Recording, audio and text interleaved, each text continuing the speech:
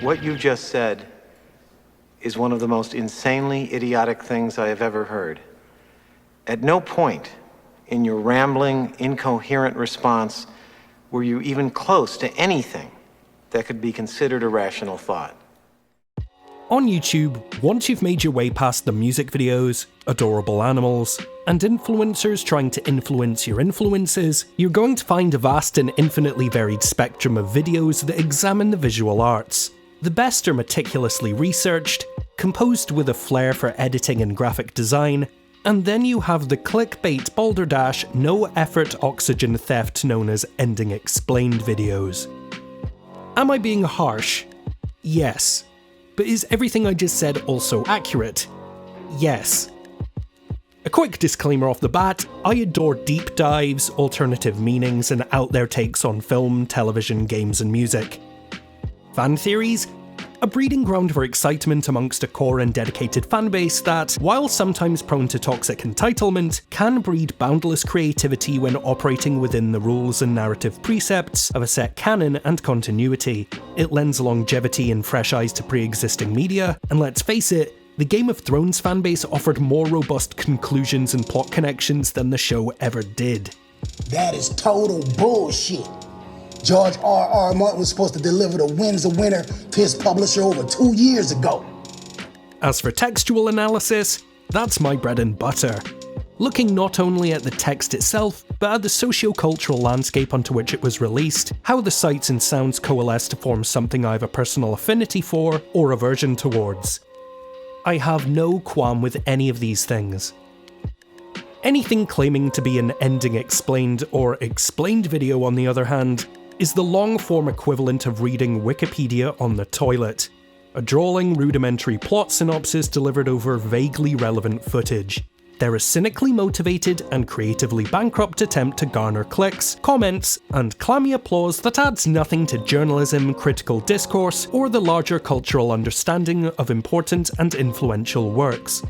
If you've never had the displeasure of sitting through one of these tedious things, let me knock together an example for you.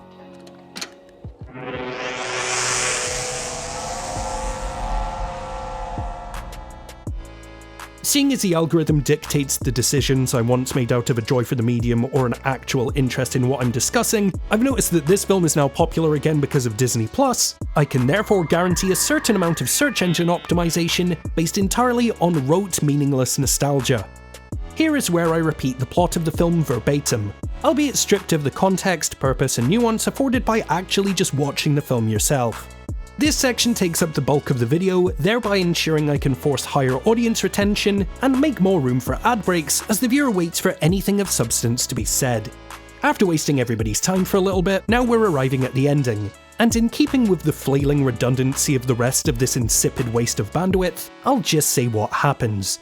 Goofy and Max make it to the Powerline concert, they dance on stage, and Max introduces his toothsome dad to his romantic interest, whose name is Roxanne. Well done, explainers! You watched a thing and then said what the end of that thing was. You truly are the James Joyce of spewing out what you saw with your eyes. While my example there may seem stupid, you would not believe how prevalent unnecessary explained videos are across the internet. There is no reason in this godless existence to necessitate any further explanation of The Irishman than it manages to communicate perfectly well over its 3.5-hour running time, but here we are. It's a narrative with no obtuse digressions, no interpretive strangeness, and a non-linear, though still straightforward structure that is utterly self-explanatory, but somehow still begets this kind of parasitic guff. I can only assume the demographic for these videos is entirely made up of those who haven't actually watched The Irishman, or those who bailed out before the conclusion.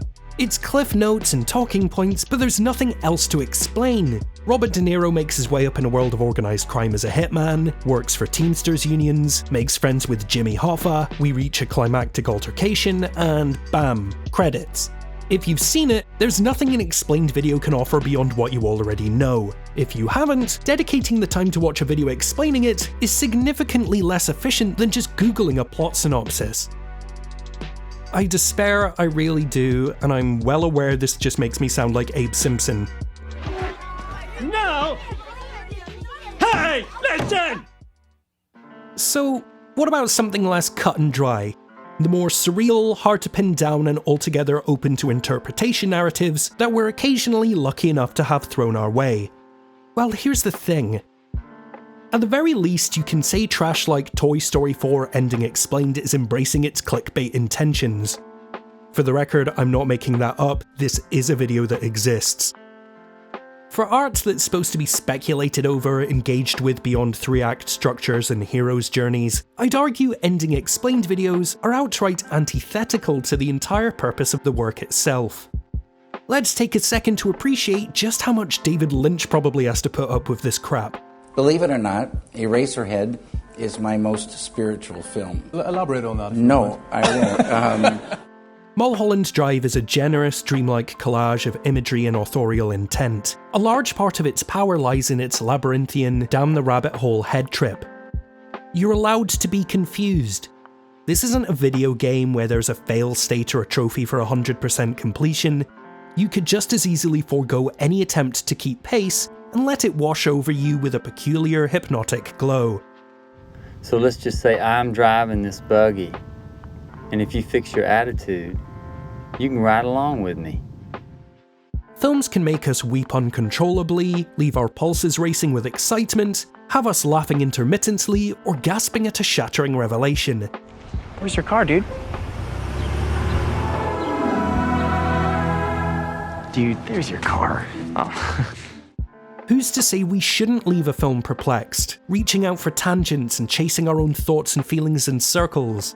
Where so many works are, and I don't mean this negatively, self-explanatory, a lingering curiosity that follows you home is a gift we should embrace. So for someone to sit at a computer and claim an objective catch-all explanation is, at best, disingenuous self-aggrandizing arrogance. At worst, it's neutering and minimizing the impact and intentional mystery at the heart of a film. For those in the cheap seats, I cannot stress this enough. Intentional ambiguity is not something that needs to be fixed.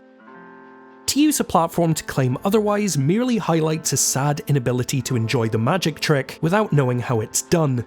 And what's worse is that they offer the false impression that there is a definitive explanation to be had. Of course you can pore over these things and express your own answers. How I perceived, ending impressions, my thoughts on, etc, etc. All worth putting out there for someone else to pick up on. I adore the discussion and enormously varying sway a film can hold over the attention of an audience. The conjuring of perhaps completely alien points of view to my own. Where one person hears the sound of galloping in the distance and thinks horses, another may think, oh, that's probably a couple of dudes clumping together coconuts. Whoa now! We gain nothing as fans, consumers, hobbyists, and creators from this, or this, or this. Actually, fuck it, I need that last one in my life. If a film is simple enough to negate the need for explanation, or so complicated as to defy it, there's no intellectually, artistically, or entertaining enough reason to dare suggest you're the gatekeeper who alone offers the highest insight that puts the world to rights. Open up the floor to discussion. Share the glimpses of symbolism and subtext you caught, regardless of how left field or subjective they are.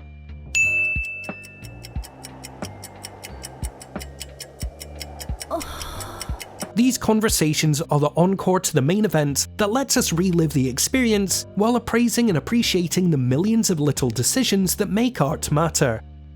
We may see the same thing, we may come away with entirely different outlooks, or we could meet somewhere in the middle. And that's more important than any one person's empty explanation. A curmudgeonly salute to our glorious Patreon producers Jennifer C., Claire MD, and Nicholas Lair-Revere, and an angry man chasing all the neighbourhood kids off his lawn to our patrons who help support the channel. All the glorious, bogus thumbnails you saw throughout this video were created by Tails, who you can find at Tales of Tales on Twitter. Why do you think Ending Explained videos are so prevalent? And what's the most egregious example of an unnecessary one of these you've seen?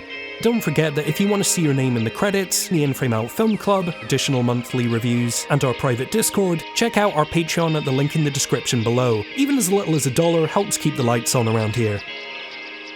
As always, thanks for watching. Until next time, this is In Frame Out.